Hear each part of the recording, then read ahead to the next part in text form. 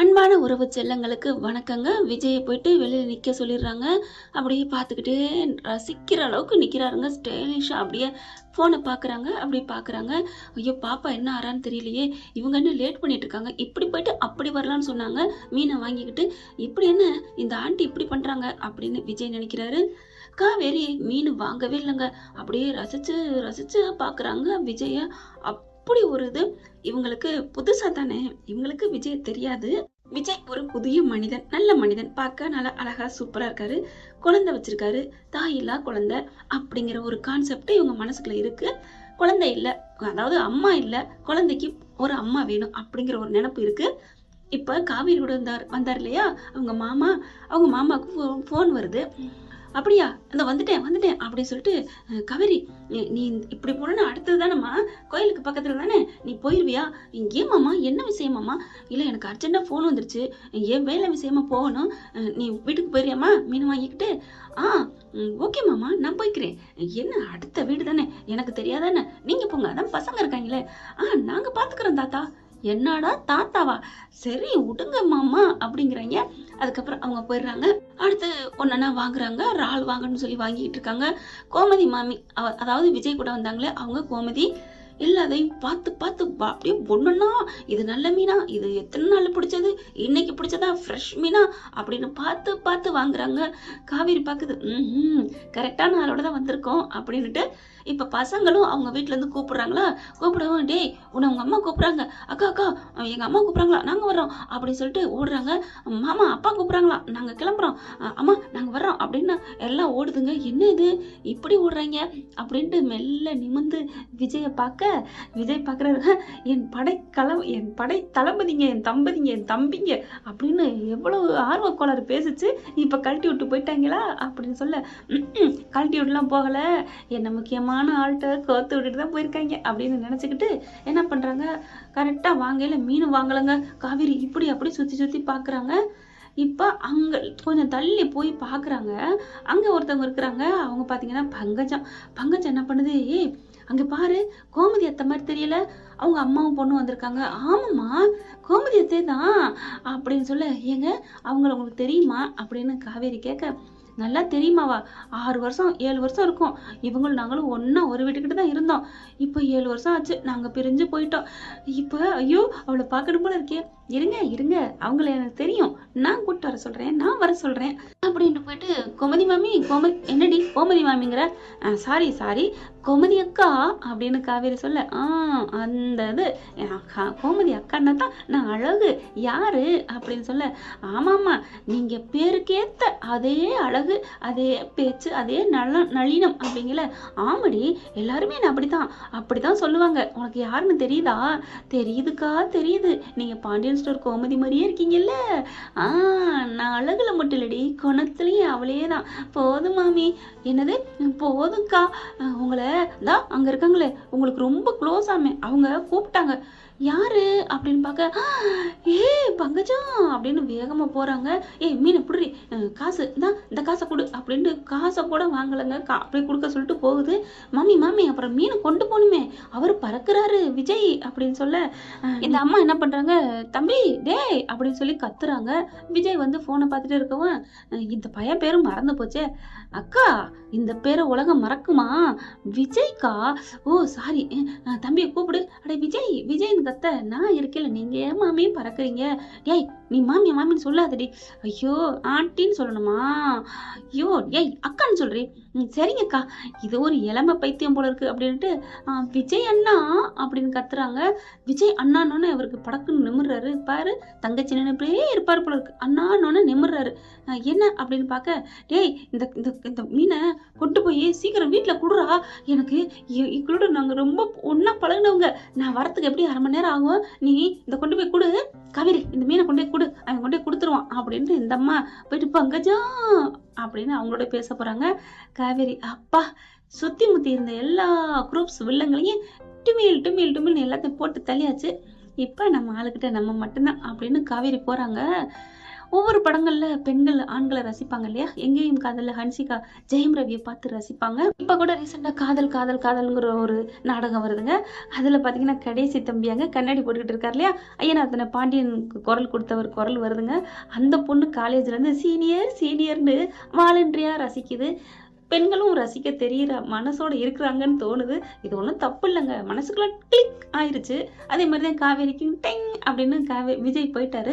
அதனால பாவம் புள்ள தவிக்குது. கிட்டக்க வர்றாங்க. என்ன சொன்னாங்க அவங்க? ஒன்றும் இல்லை, அவங்களுக்கு லேட் ஆகுதான், அது அவங்க வர லேட் ஆகுமா, அதனால கொண்டு போய் கொடுக்க சொன்னாங்க. அப்படியா? என்னது இவ்வளோ மீன் எப்படி அப்படிங்கிறாங்க. முன்னாடி நீங்கள் வச்சுக்கோங்க, எங்க விட்டு தான் நான் பின்னாடி வச்சுக்கிறேன். என்னது நீ வர்றியா அப்படிங்கல. பஸ் ப்ளீஸ், இங்கே தான் அடுத்த ஏரியா தான் எங்கள் வீடு, கொண்டு போய் விட்டுட்டு போயிருங்க, உங்களுக்காக நான் அங்கேருந்து மீனெல்லாம் தூக்கிட்டு வந்தேன்ல அப்படின்னு காவேரி சொல்ல பார்க்குறாரு. சரி தொலைது போ. எங்க உங்கள் பசங்கள்லாம் அவங்க தான் போனதை பார்த்தீங்கல்ல, உங்கள் மாமான்னு ஒருத்தர் வந்தார், அவர் ஹலோ, அவர் இதில் தானே கிராஸ் பண்ணி போனாரு, ரொம்ப பண்ணக்கூடாது. இப்போ என்ன, உங்கள் சீட்டுக்கு வேணா 10 ரூபா டிக்கெட் வாங்கிக்கங்க. டிக்கெட்டா அப்படின்னு பார்க்க, ஓ பெண்களுக்கு இலவசம் நினைக்கிறீங்களா? அதெல்லாம் கொடுக்குறாங்களோ கொடுக்கலையா, நான் கொடுக்குறேன் 10 ரூபா இந்தாங்க அப்படின்னு பரிசை பிடிக்க, வச்சுக்கோங்க நான் வேணாம், நான் கூட்டி போகிறேன், பக்கத்தில் தானே, ஆமாம் அடுத்த தெரு தான் அப்படின்னு சொல்லிட்டு வேக வேகமாக கொண்டாந்து முன்னாடி வைக்கிறாங்க. அப்படியே உரசிக்கிட்டு இங்கிட்டு போக இங்கிட்டு வர, ஏன் மேலில் உரசாம, ஹலோ ஹலோ ஹலோ, மீன் மார்க்கெட்டுக்கு வந்துட்டு மீன் படாமல் போகணுன்னா என்ன அர்த்தம்? ஆளை பாரு ஆளை, வண்டி எடுங்க அப்படின்னு இவங்க ஏறி ஜம்முன்னு உட்காடுறாங்க. விஜய் பார்க்குறாரு, கண்ணாடியை கழட்டி மாட்டிக்கிறாரு. என்ன இவ, அவ பாட்டுக்கு ஏறுறா, அவ பாட்டுக்கு ரைட் ரைட் போலாம் ரைட் அப்படிங்கிறாங்களா? ரைட்டுங்கிறா, இது என்ன மாட்டு வண்டியா இல்லை என்ன நினச்சிட்டு இருக்கா? திரும்புறாரு. ஹலோ மேடம், நீங்கள் பாட்டுக்கு நான் உட்கார சொல்லங்காட்டிலையும் நீங்களாம் உட்காந்தா என்ன அர்த்தம்? நீங்கள் உட்கார சொல்லிட்டீங்க. எப்போ சொன்னேன்? நீங்கள் சொல்லுவீங்க சார், ஏன்னா உங்கள் மனசு அப்படிப்பட்ட மனசு அப்படின்னு விஜய் நெஞ்சிலே கையை வைக்கிறாங்க. ஐயோ இந்த பொண்ணு என்ன இப்படி போகுது, அம்மா போதும்மா நீ கையை எடு அப்படின்னு நெஞ்சிலேருந்து கையை எடுக்கிறாங்க. காவேரி அந்த பயம் இருக்கணும். அப்போ நெஞ்சில் கையை வச்சா அந்த பயப்புல எல்லா பேச்சையும் கேட்பான் போல இருக்கே அப்படின்னு நல்லா உட்காந்துக்கிறாங்க. சீக்கிரம் மீன் போயிட்டு சமைக்கணும்ல, அந்த பயம் இருக்கணும் அப்படின்னு மனசுக்குள்ள காவேரி நினச்சிக்கிட்டு, பரவாயில்லையே ஹார்ட் மேல கையை வச்சா துடிக்குதே படபடபடன்னு, இதை வச்சே கவுக்க வேண்டியதான் அப்படின்னு நச்சுன்னு ஏறி உட்காந்துட்டு, ரைட் வண்டி எடுங்க அப்படியே திரும்பி பார்க்குறாரு. எங்க இருந்துடா அந்த வாயை படைச்சாங்க ஆண்டவன் அப்படின்னு நினச்சிட்டு விஜய் என்ன பண்ணுறாங்க, வண்டியை ஸ்டார்ட் பண்ணுறாங்க. சரி வண்டி போயிட்டே இருக்கு, நீ பாட்டுக்கு சொல்லாமல் இருக்க, என்ன இடம், எந்த இடம் அப்படின்னு கேட்க, போங்க பாஸு போங்க அப்படிங்கிறாங்க. இங்கே பாரு எனக்கே இது புதுசு, எங்கே போகணும்னு சொல்லு அப்படிங்கிறாங்க. அட என்ன நீங்கள் இங்கனக்குள்ளே தான் விட்டுவிட்டு அப்புறம் நீங்கள் வீட்டுக்கு உங்கள் வீட்டுக்கு போங்க அப்படிங்கிறாங்க. நீ உன்னை இறக்கி விட்டு தான் நான் எங்கள் இடத்துக்கு மேப் போடணும், ஐயோ மாட்டிக்கிட்டேன் அப்படின்னு சொல்லிட்டு போயிட்டே இருக்காங்க. இப்படி போங்க அப்படி போங்க அப்படின்னு சொல்லிட்டு காவேரி வேணுக்குனே அப்படி இப்படின்னு நவத்துதுங்க. எங்கிட்டு அடுத்த தெருன்னு சொன்னேன், இவ்வளோ தூரம் போகுது விஜய் கேட்குறாரு. அதான் அடுத்த தெருனா அப்படித்தான் இப்படித்தான், உடனே இறங்கிட்டா அப்புறம் உங்க கூட எப்படி வண்டியில் வர முடியும் பாஸு? இவங்களுக்குள்ள அந்த பூர்வ ஜென்ம பந்தம்னு சொல்லுவாங்கல்ல, அது உள்ளுக்குள்ள வந்து போகிறதுனால என்னமோ தெரியல, இவங்க ரொம்ப அடிக்ட் ஆகி விஜய் கூட பின்னாடியே வராங்க. அதாவது என்னென்ன என்னை பொறுத்த வரைக்கும் காவேரின்னு விஜய் அலைஞ்ச காலம் போதுங்க. 5 வருஷமா, இவங்க கதை பிரகாரம் 7 வருஷம், ஆனாலும் இவங்க 3 வருஷமா காவேரிக்காக தான் அதிக தியாகங்கள் பண்ணியிருக்காரு நம்ம தலைவர். அதனால தான் இப்போ அப்படியே எனக்கா ஒன்று தோணுச்சு, ஏன் காவேரி விஜய் பின்னாடி இயங்கக்கூடாது, காதலை காமிக்கக்கூடாது அப்படின்னு அப்படியே மாற்றி போட்டு தாங்க இந்த கதையை உருவாக்கி வர்றேன். நீங்கள் எதுவும் தப்பாக நினைக்கக்கூடாது, என்னடா பொண்ணை அலைய விடுற மாதிரி காமிக்கிறாங்களே அப்படி நினைக்கக்கூடாது. இவங்களுக்கு புருஷங்கிற உணர்வு வந்து போகிறதுனால அவங்கள பின்னாடியே மனசு தன்னையே அறியாமல் ஈர்த்து கொண்டு போகுதுங்க. உங்களுக்கு தப்பாக நினைக்க மாட்டீங்க, ஏன்னா காவேரி ஒன்றும் அடுத்த ஆள் பின்னாடி ஒன்றும் அலையலையே, அன்பான புருஷன் நம்ம தலைவர் பின்னாடி தானேங்க. தலைவர் அடித்தாலும் பிடிச்சாலும் தலைவி இயங்கணும், தலைவி தூக்கி போட்டு மிதிச்சாலும் தலைவன் தாங்கணும். அதுதான் நம்ம வீக்காவோட தாரக மந்திரமே. அதனால செல்லா குட்டிங்களுக்கு பிடிக்கும் தான் நான் நினைக்கிறேன். ஏன்னா நீங்கள் நினைக்கலாம், என்னடா காவேரி இப்படி விஜய்னு அலையுதுன்ட்டு. அதுதாங்க காதல் காதல் காதல். விஜய் மட்டும்தான் ஏங்கி தவிப்பாரா என்ன? என் செல்லா குட்டியும் தவிக்கும் தான். இப்போ பாருங்க, பின்னாடியே இருக்கணுமா, விஜய் பின்னாடியே உரசிக்கிட்டு இருக்கணுமா. அதனால என்ன பண்ணுறாங்க, அந்த இடம் இந்த இடம் எல்லா இடமும் எனக்கு அந்த ஏரியா இந்த ஏரியாங்கிற மாதிரி காமிச்சிட்டே போகிறாங்க. இவரும் பாவங்க அங்கே எங்கேன்னு போயிட்டே இருக்காரு. இப்போ இவருக்கு சுயநினைவு மட்டும் இழக்காம இருந்தா 2 பேருக்கும் இப்படி ஒரு காதல் முதல்ல வராது இல்லையா? அதுக்கு தான் கதை அப்படி கொண்டு வரோம். இவருக்கு ஒரு கட்டத்துக்கு மேல பொறுமை மீறலங்க. ஒரு மாதிரி ஆயிடுறாரு. "இங்க பாரு எங்க இருக்கு? அட போங்க பஸ்ஸு" அப்படின்னு சொல்லிட்டு கரெக்ட்டா ஒரு ஏத்த இறக்கம் வருதா, "ஐயய்யோ!" அப்படின்னு அவர் மெதுவா தான் ஓட்டி அப்படி ஸ்பீட் பிரேக் ஏத்தி இறக்குறாரு. ஆனாலும் நம்ம செல்லக்குட்டி என்ன பண்றாங்க, "அம்மாடி எனக்கு இதெல்லாம் பயம்" அப்படின்னு இறுக்கிய கட்டி பிடிச்சுக்கிறாங்க விஜய. விஜய்க்கு என்னதான் முறுக்கிக்கிட்டு இருந்தாலும், ஒரு பொண்ணு தொட்டோன்னு ஒரு மாதிரி ஆயிட்டு, கைய எடுங்க எடுங்க காவேரி" அப்படிங்கிறாரு. தெரியாம தானே பட்டுச்சு. நான் என்ன வேணுக்கு நான் பண்ணேன்" அப்படின்னு கைய எடுக்குறாங்க.